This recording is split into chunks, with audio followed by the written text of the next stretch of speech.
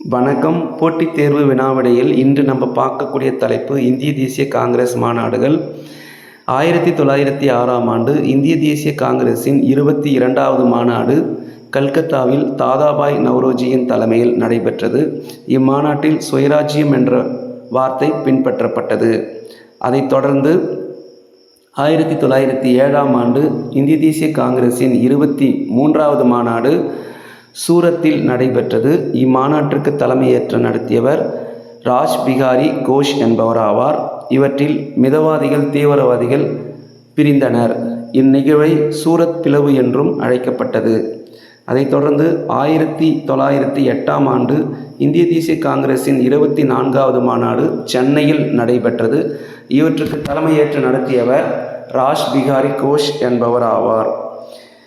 இம்மாநாட்டில் சுதேசி இயக்கத்திற்கு அதிக அங்கீகாரம் வழங்கப்பட்டது. அது மட்டுமல்லாமல் இந்திய தேசிய காங்கிரஸின் தலைவர்களை மீண்டும் ஒற்றுமைப்படுத்துவதற்காக நடவடிக்கைகள் மேற்கொள்ளப்பட்டன. இந்த தகவல் பிடிச்சிருந்தா நம்முடைய சேனலை சப்ஸ்கிரைப் பண்ணுங்கள், ஷேர் பண்ணுங்கள், லைக் பண்ணுங்கள். நன்றி.